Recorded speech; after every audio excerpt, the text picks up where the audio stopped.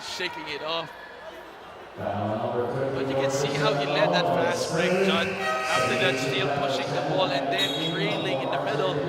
Could have been a lob alley-oop pass if I were CEU. You gotta appreciate the hard work of this kid. 19 years old, young, and putting up this kind of stat sheet. A lot of potential to work with, no, for Maldo Diouf. Pero yung free throws niya is something that's a bit, something he can work on. UCBL 2018 season is supported by Happy Toothpaste. And offered to tuloy si Diouf. But, alam mo yung malas na rin siguro for LPU. That rebound was theirs for the taking. Pero hinahawakan ni Akasalan. Sailed out of bounds. Babalik sa CEU. Oh. And then it turns into 2-point. Nice cut mula kay Ginitaran. And also the pass feeding him.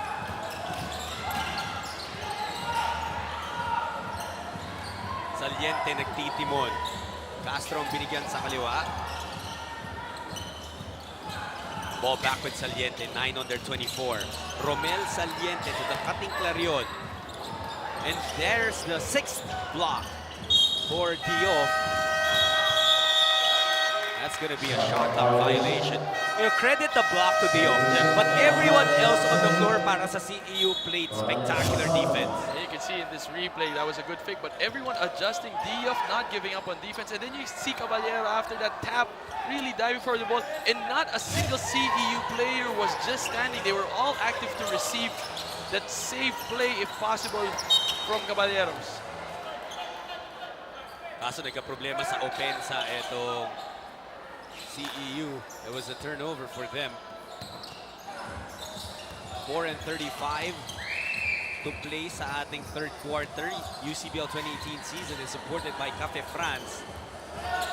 Hagle, nasa harap niya si Ginitaran. Umiikot si Castro, but they send it to the other side. Backing down is Clarion. Sinubukan yung depensa ni Diouf. Good attack, pero hindi nakuha yung bucket. Caballero to the right side. Uri, the floater, too strong. Offensive rebound, CEU. Chan has it. Labas kay Ginitaran. And itong CEU, they're just not stopping kahit na gano'ng kalaki na. Kahit 18-point lead na itong ini-enjoy nila. They keep on playing the same kind of basketball they've played since the tip-off. And grabe, John, I mean, imagine that. You've got Uri. We rarely mention his name in the second quarter and beginning of the third quarter, but he's a weapon, another weapon for CEU. Ganun kalalim yung bench nito ng CEU.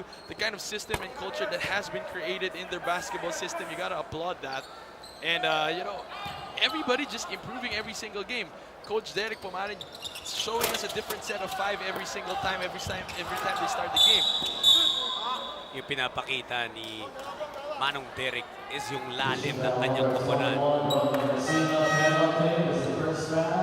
Judge specifically, I know we've been talking about this guy over and over, but just the evolution of Diouf every single game. UCBL 2018 season is supported by Adline. Again, he's improving now. Just today, we see how active he is on steals. You know, blocks is a given, rebounding is a given, scoring is a given for Diouf, but defensively, setting screens, communicating. Ang ganda ng pinapakita na nagpagbabago nito ni Diouf every single game na naglalaro sila. And for Diouf, we're not sure about his case, pero marami pong manlalaro ng mga imports sa collegiate level na dadating dito. They have never touched a basketball ever in their lives. At dito matuturuan, giving them an opportunity, not just to play here, pero syempre minsan like, nagkakaroon ng opportunities to play elsewhere, like Ben Embala, who's now an import in Korea. This is a much-needed bucket para sa LPU. Akasalan drilling that three-pointer. It's only his first 3 points. Kadalasan, isa siya sa source ng puntos para sa LPU, especially that outside shooting. But now he's just got 3 points. That's right, pero binawi din naman. Ginitaran on the other side, nagbigay din ng 3.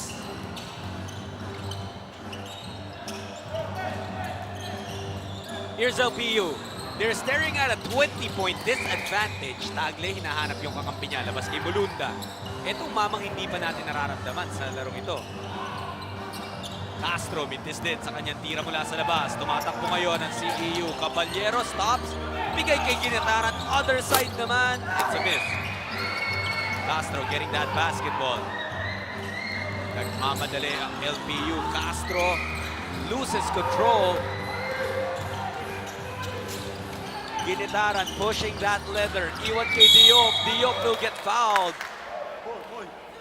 If we can get that replay of Caballero, that attack of the attack in terms of fast break ni Castro, and then Caballero just staying in front, tapping it, and even saving it. Such good effort from every single player. You can take a look at this replay. Driving to the back, Caballero tapping it and finding a way to save it to his teammate. Ganyan po ang effort na pinapakita ng mga gwardiya ng CEU. Naka-tiptoe pa no? Dahil if he didn't tiptoe, out of bounds siya dun. This is now the biggest lead of CEU at 21 points. 22 na after that second free throw, Didio. It's still pressure defense pa rin na. However, nabasag ni Aksalan. If there's any statistic for LPU right now, it's yung fast break nila. Patuloy pa rin silang umatake. They live and die with that. But it's just the continuous wave after wave of offense ng CEU. Every time they bring in another set of 5, iba ang klase ng opensa na pinapakita ng limang yun na nasa floor for CEU. I'm looking at Arsene Mulunda. He has yet to contribute in points, in all other categories. And he's really been outmatched nito ni Diop. At the very least, kung hindi man makakapuntos ang import mo, you're looking at rebounds. But he only has 2 rebounds. Limited minutes din naman kasi. UCBL 2018 season is supported by Brashear Computers. Service is our business. Aksalan. Pinag-isipan yung tres. The pass to Tagle taken away by Fuentes, and he will enjoy a pristine path to the hoop. If you take a look at the pattern of CU, every game, there is a potential different best player para sa kanila. Judel Fuentes has been consistent for them. Wamar has been consistent for them. But every game, there's always that one bright player that will stand out, and it always changes every game. And to think that it's already a 24-point lead para sa CEU. And they're also turning the ball over. May mga careless mistakes din sila. And imagine how many this league could have been kung hindi nga lang sila nag-errors. But their hustle still on defense, able to get them extra possessions. Diop, wala nakuha doon. Tumatakbo na naman ang LPU. Tagle has it. No look pass. Papunta sa ilalim. Messina getting the 2 points. Patient. Diop could have blocked that shot but took it on the other side. O minsan, yun lang naman ang kailangan. Kumpiyansa lang sa iyong tira. I want to ask you about yung wake-up call na natanggap ng CEU in the very first game of this tournament. Natalo on this same floor to Olivares College in a thriller. They were already up big in that game. But then, natalo nga. But since then, CEU has not blinked. They have really stepped on the gas pedal. Tuloy-tuloy nga ang mga panalo nila dito. And I think it's CEU because they came from a different league. The different style of play was different. So coming here to UCBL, I think they still may carry over yung style of play na yon. And they were, shocked by Olivares with that loss. But after that, immediately they bounced back. They realized, let's recalibrate, let's adjust. And then from there on, they found their groove. They never really looked back. That winning streak has not really been put to the test. That's right. The LPU, they tried hard and they are still trying. Pero mababa pa itong habulin nila. They're down by 21 points after that bucket mula kay Aksalan. Pero it has been a good third quarter para sa kanya. An even better one para sa CEU. 24-point lead, half a minute remaining. The pressure is on sa backcourt. Daligdig, binigay kay Tagle. They get that ball to the front court. Tagle, Fuentes nakaharap sa kanya. Reset ng opensa. Itong LPU. next play ulit. Almost a turnover. Tagle gets control of that basketball. Puts up a 3. Off to the left. What a pass there. Papunta kay Fuentes. And there is an unsportsmanlike foul. That's gonna be whistled on Tagle. I'm not sure. It doesn't look like sinasadya niya, pero parang ang, kumbagay, nasahod niya. We'll take a look at it one more time. Fuentes, Tagle was already trying to hit the brakes, pero tinamaan niya nga. Ito si Judel Fuentes. Good thing is, Fuentes is already back on his feet. I don't think that was intentional. Yeah, it wasn't intentional, but because the impact or the effect of what happened could be an injury causing one, I would agree if the refs would call a flagrant foul on this. Not intentional, but the impact of that one, it deserves that call. So it is foul, an unsportsmanlike foul on Tagle. Tapos, counted pa yung tira ni Fuentes. Pero ay, that was a brilliant pass mula kay Caballero. Fine. Good effort also for Fuentes. Finding that open lane and streaking. First free throw is in for Fuentes. Isa lang yan kasi pumasok yung kanyang basket. But they will keep possession. You're going to be expecting more of an alley play because it has to be a catch and shoot type of thing. 0.4 na lang kasi naiiwan sa ating game clock. There's that backdoor cut mula kay Diop. Oh! Would have been a good play. But kahit pa hindi pumasok yung tirang yun ni Diop or hindi naging materialize yung play ng CEU, they are still up by a big margin of 27 points, 77 to 50. Meron pang 10 minutes of action between CEU and LPU Batangas. Fourth quarter po sa aming pagbabalik.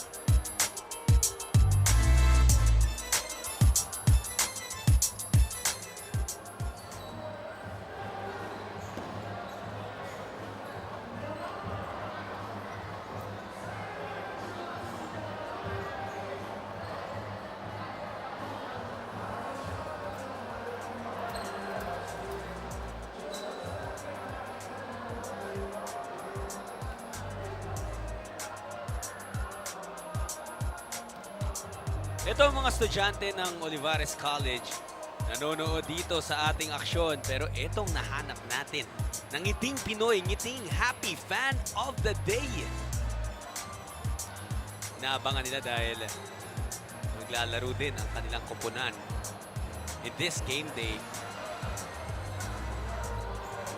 And you have to love the college atmosphere, no? Every time na it's collegiate basketball, nandun yung suporta ng mga schoolmates, fans, and it's just always a community supporting. Ito namang LPU Batangas, kahit wala silang community na kasama dito, mga fans, they have been trying to fight as hard as they can. But this is one of the highlights we saw. Defensive play of the game brought to you by Tough Mama. It also led to a dunk. Nakakatatlo na to si Maudo Diof.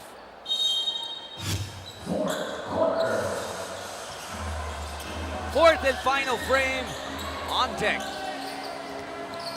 Jot Sulit, Juan Banal, bringing you the action of the UCBL Season 3.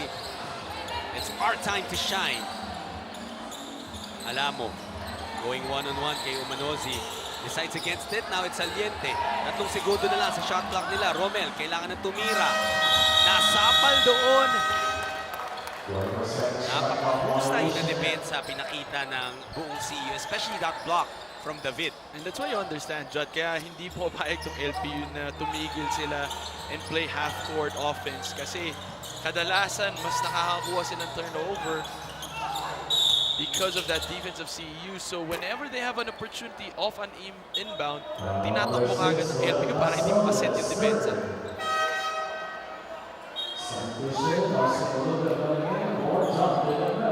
Babalik na si Mulunda after a quick rest on the bench. Villanueva lalabas na naman.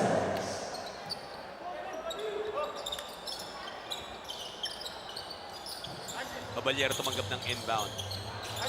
Quick trigger mula kay Fuentes. It's a miss. And Saliente grabbing that rebound. Nagbababa ng bola ngayon si Castro. yung third quarter was really big para sa panig ng CEU. They started the third period up by 12 points only. Tapos natapos 27 yung lamang nila. So they were a plus 15 in that third quarter alone.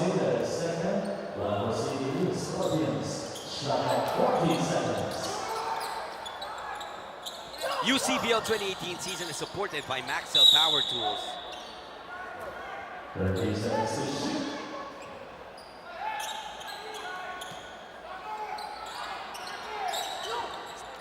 77-15, 9 minutes remaining in the fourth quarter.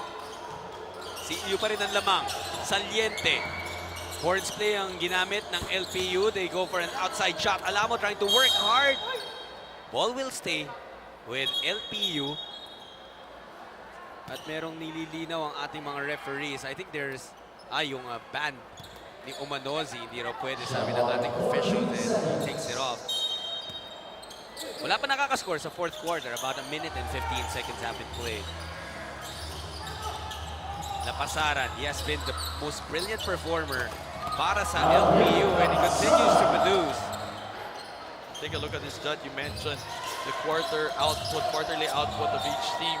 Actually, in the second quarter, nanalo pa ang LPU doon with 17 points against 16 lang ng CEU. But come third quarter, munti ka ng idoble ng CEU yung output ng LPU. They've got 33 points in the third quarter alone. Samantalang itong LPU only had 18. That actually widened the gap between LPU and CEU. 17-point lead pa rin para sa CEU. Nagpalitan na ng baskets itong dalawang kupunan. At sa foul ng Caballero, nagpipisikalan sila nito ni Saliente. I think Saliente has that advantage if ever he wants to post any guard that's defending him. He's got that size, he's got that footwork. Fortunately, more often than not, nakikita natin si Saliente sa labas naglalaro. Ibihira natin makita na pinaposte siya, but I think he's got the build for it. UCBL 2018 season is supported by Jerry's Grill. Napasaran may hawak ng bola. Mulunda, pinag-isipan yung tres. He will attack. He has barely taken any shots here sa ating laro. The hustle has been there. The steal for Lapasaran. Pareho sila ni Wamar on the floor now. So that has been a matchup. Kanina pa natin inabangan. Saliente, labas kay Castro. Lowell, no good. Battle for the boards. It will go to CEU. Tatawagan ng foul si Mulunda.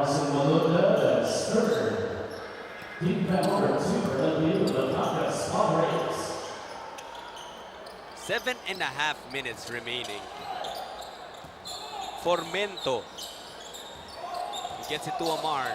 Si Orlan Wamar kadalasang gumagawa para sa CEU. He hasn't been needed much dito for the Scorpions because team basketball is what they played and anchored on Maudo Diof. They really got a big production dun kay Diof, who's sitting on the bench. I'm not sure if we'll see him still dito sa ating laro. Lapasaran. Bigay kay Alamo.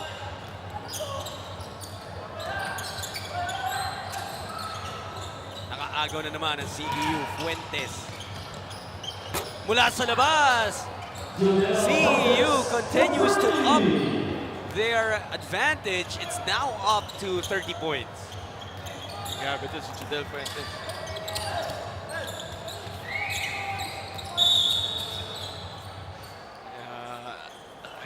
Sorry, John. I'm just blown away with the kind of bench that CEU has. And anytime may ibuno to si Coach Derek, nakakatakot kung sino pwede pumunta. UCBL 2018 season is supported by Tough Mama. Napakarami talaga manlalarong gumagawa para sa CEU. And at this point, well, hindi pa naman nila na-match yung kanilang ginawa against St. Joseph kung saan 15 players yung ginamit. Tapos 14 yung nakapuntos. But for all the brilliant performances that we've seen from the Scorpions, mangingibabaw talaga yung kay Diof. He really dictated their advantage sa laro ito. And it was single-handedly changing the whole dynamics of the game by Diof. Whenever he's on the floor, the steals that he contributes, the blocking of shots, I mean, points and rebound is a given. A lot of our big centers here give that as a contribution. But for him to play full court defense as their center, it changed the whole theme of the CEU defense. LPU, I know this is a 30-point bubble, and I don't think 5 minutes or even 6 minutes is enough to overcome that. They will most likely go down to 3 and 5 as we're already in the second round. Mga nganib yan, they're gonna need wins later on in this round. UCBL 2018 season is supported by Happy Toothpaste. But how impressive has LPU been dito sa ating laro, dito sa ating season rather, aside from yung mga ganito nangyayari where they get blown out. Kasi may nakita naman tayong mga magaganda from LPU. But it's I think there are teams na right now the goal of LPU is really to stay within that semifinals route. And Uminozi was called for a technical in this play because of continuous complaining. And immediately Coach Derek Pumaren is not in agreement to that. That's why he brought in DF. But you were asking Judd, I mean LPU, I think just keeping their eyes on the prize. Take it step by step. If you're competing against a team like CEU, then for you to kind of their first half was pretty good. I mean, maganda yung scoring nila ng second quarter. They kept CEU scoring low as well. And this is something that you can build on as you slowly climb that ladder. And your next possible target will be TIP at this point.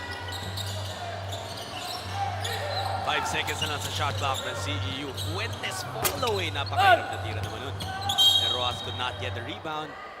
Nakakatawa no, na lamang na ng 29 points itong CEU, but the 2 technical fouls that we had dito sa ating second half, parehong sa kanila. So, makikita mo yung character niyang koponan na yan, hindi talaga pumapayag. They play the same intensity. UCBL 2018 season is supported by Cafe France. And that's what you'll hear from coaches paminsan-minsan. Sabihin nila, huwag niyong intindihin yung score. Kahit lamang tayo ng 100, ang importante is laruin natin kung ano yung basketball natin. Katulad yung sinabi mo, DF just like that, grabbing the rebound, still intense. And grabbing boards for CEU. But what I like now with the CEU lineup is that every time there's a 5 that's on the floor, there's always another guy that probably could spark depending on the loophole of the defense of the opponent. Yan, napanood nyo is our shot of the game brought to you by Tantuay Athletics. Talaga namang athletic yung atake ni Rich Ginitaran doon. That eventually was a 3-point play. 4 and 48 remaining. And if we can just focus on Coach Derek Pumaren, the stance that he has, it doesn't really change regardless if 30 points yung labang mo or 1-point game. And the consistency of the system that CEU has, they always go hard. They're taking every possession seriously, both in defense and in offense. Meron bang mga differences ka nakikita from the CEU team that played in the D-League, in this Scorpion squad na nakikita natin dito sa I think it's more of a progression, Judd. The team that we saw in the D-League is the same composition, the same kind of players, but you see now the maturity that they have. Sila yung medyo bata dun sa tournament natin sa D-League. Pero nung umakyat sila dito or naglaro sila sa UCBL, sila bigla yung veterano. And it shows in the kind of play and how they're just sharing the ball, the chemistry there. If not, they actually built on the D-League's stint and now reaping the benefits in UCBL. Pang-apat na dakdak ni Diouf dito. Pero binawi naman with a slight step from La Pasaran. UCBL 2018 season is supported by Adline. 3 and 40. May foul na itatawag na naman on the floor. It will be on Mulunda, I believe.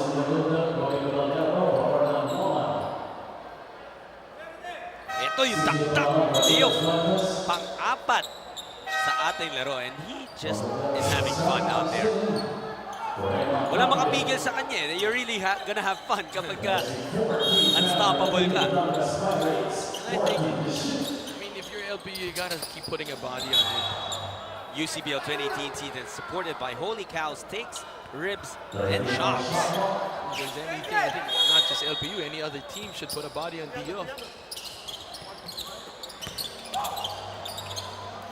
Wamar mula sa labas. Orlan will miss.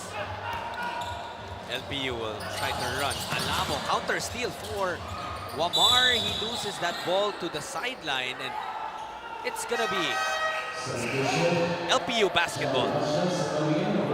So ito nga eh, nagkakaroon ng stops tong LPU and obviously, experience-wise, lamang na lamang itong CEU. And I think for most of this game, yun yung umangat na advantage ng Scorpions. But you see the potential na kayang ibigay nitong LPU Batangas. And this is going to be a very important learning season of the UCBL basketball. LPU, I think, has a lot of bright moments here in this ball game. Their continuous attack and relentless attack to the basket, pushing the ball on fast break attempts. But I mean, it just so happened na CEU yung kalaban nila ngayon. But if the kind of play that they showed today, and it happened, we've seen them win. You know, they've had 3 wins now already in this in this tournament. Ang daming magaganda, even against TIP, even against Olivares, madami silang moments of brilliance. Unfortunately, ang sinasabi natin is their inability to sustain it because of the medyo shallow yung bench pa ng LPU. But like you said, Judd, it is a learning moment for them. Ano nagbago in the second half? Because yung pinag-usapan natin ng first half, hindi pa masyado maiwan ng CEU. But now, with 3-pointers from Wamar, from everyone, nakita na natin na talagang lumayo na. And if you've got an 8-man rotation here in LPU, talaga naman mauubusan ka kung high-intensity full-court defense ang i-implement mo. And you're also having to exert enough effort to break the press of CEU. Macias was called for an unsportsmanlike foul. Makikita nyo dito. That was really unnecessary. Nilabas yung siko kay Diouf, and I don't know what that guy is thinking. I mean, you have 2:52 remaining. Completely unnecessary. And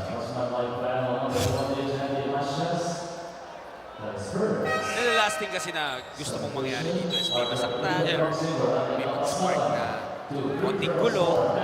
Lalo na malaking gulo. Yeah, this is something that you don't, this is not the ideal way of getting back at your opponents. I mean, tambakan ka ng ganito, 30 points. You know, still showing maturity, composure, learning from it, and then getting them back again would be the best way. That's the best revenge. And you know, physicality is just not gonna get you. At the end of the day, it's a boomerang. You know, you throw it and it comes back at you even worse. So, I mean, you're not gonna get anything good out of that. Well, yung physicality is generally okay. You know? Hurting is different. from That's right. physicality. That's right. Pamaran mula sa kanto. Ginawa yung kanyang Tres Sebastian with the rebound. Padilla getting that basketball. Siya nagbababa ngayon. UCBL 2018 season is supported by a call. Tuloy-tuloy yung errors. Oh, wasn't there a dribbling violation on Wamar? Nalasot yung kay Wamar there. We're supposed to bounce the pass. That turns into 3 points para sa CEU. So nakakadalawang tres na si Orlan Wamar in the last 2 minutes of play. Alamo. It's another steal for Diop. And another dunk! How many times have we seen that? Diop playing the passing lane, makakaagaw, dire-diretso para sa dakdak. He's got the speed that goes with that height. Yan ang nakakatakot against Dio. Moves his feet well. Sinabi nga natin, kung hindi siya nagpa-basketball, soccer daw ang laro niya. These last 2 minutes are brought to you by Maxell Power Tools.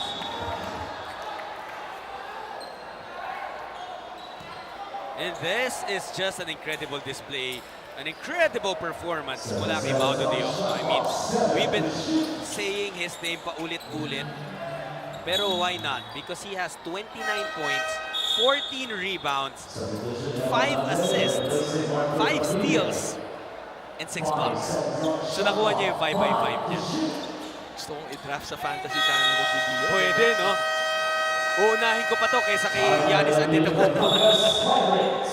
93-57 ang ating score.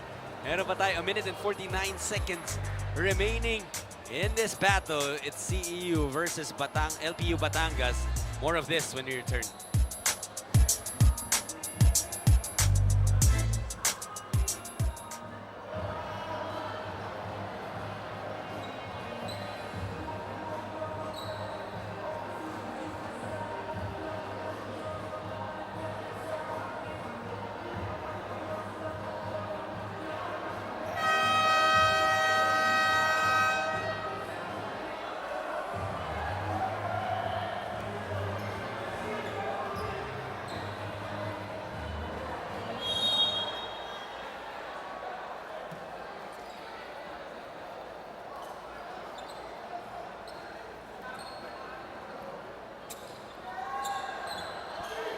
LPU Batangas will go down and suffer a loss here.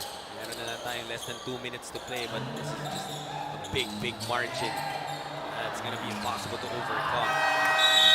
Lalo na kung hindi sila aware that the shot clock is already winding down.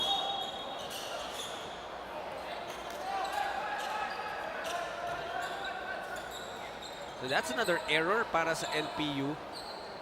You know, Judd, hindi pa rin ako nakakagit over sa fact na to si Alamo is just a grade 12 player. Sorry, grade 12, tama? Grade 11, Grade sa ating 11, official roster. Grade 11 lang siya, but pwede. He's a good potential go-to guy.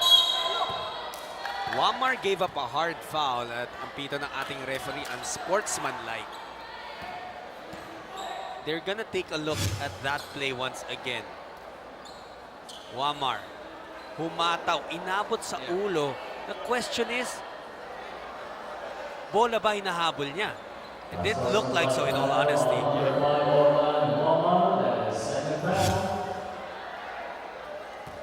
So, unsportsmanlike foul nga. And ang magandang question dyan, Judd, no? Yung mga referees ba natin, they consider the personality of the person committing the foul whenever they call these things, yung mga judgment calls. Kasi di ba, alam naman natin, if you profile a certain player, does this player have a certain history in terms of this kind of fouling, then that could affect your judgment call. Kasi sasabihin mo, pwede naman go for the ball, masyado na mababa yung tala niya. But Orlando Wamar has a history in terms of how, you know, having that conflict with other players. So it might have affected that referee's decision. So yun yung conflict, I guess. You know, you go by the book na kung ano yung nakalagay sa rules na sobra unnecessary contact, too much or intention to hurt. Yun yung mga keywords natin eh. Do you consider just that or is it best na consider yung personality? I think kasi the responsibility ng referee is to control the game. If they're not able to control the game, then it bleeds out to something unintentional or something that we would regret in the future. Then that's on them. So them controlling the game by making it, you know, less physical, will have to require them to consider the personalities and the history of the players that they're trying to referee.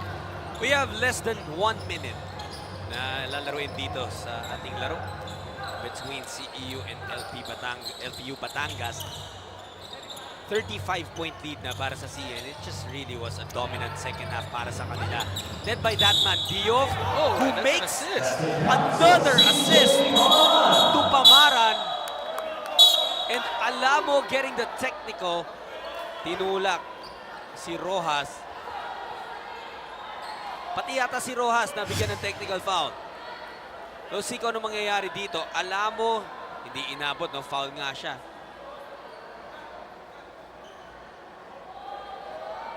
Oh, I think that's on Alamo.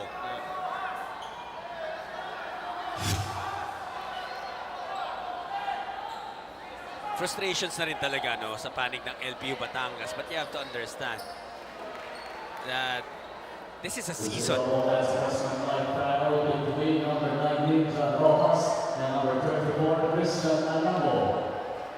The double unsportsmanlike foul.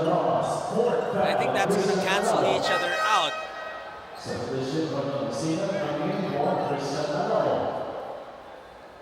Diyan din siguro lalabas, Juan, yung youth neto ni Alamo. And at the same time, yung isang veterano in Rojas. Doon sa replay, hindi natin masyado nakita yung ginawa niya. At sinabi mo nga, Judd, paminsan yun din yung gusto mo na pumaparapin. Still a young guy. Grade 11 nga, katulad ng binanggit ni Judd kanina. And for him to not back down from any veteran opponents is a good sign. Sinabi natin potential player for LPU to actually be dominant. Diof, ito yung nangyari kanina. Yung pasa niya kay Pamaran, getting that lay-in. Ang nakita na lang kasi ang very loud movement doon was yung pagbigay ng bola, aggressively ito sa dibdib ni Rojas. But Alamo was saying that sinuntok daw siya. So baka merong sneaky nga na paramdam. Ito si Rojas. Pero alam mo sino nagpaparamdam? Si Wamar. I think that's 4 3-pointers already here in the fourth quarter. Pangatlong tres niya yan sa fourth quarter. Sebastian will get the layup. Naubusan na ng oras itong LPU Batangas sa subok nilang paghabol. How impressive was CEU in this game? And I mean, the stat line would prove the strength of this team. They're probably a 15-man deep type of ball club in the system of Coach Derek Omara, and just perfectly matches the kind of players that he has. But they're constant and their consistency all throughout the game. Kung saan doon naman nagkulang yung LPU, kaya nilang i-match sana in the beginning part of the game. But CEU outlasting, out-hustling, outperforming LPU in every aspect. It turns out to be a 39-point win para sa CEU Scorpions. This is their 7th consecutive win pagkatapos nga nilang matalo dun sa opening day nila against Olivares.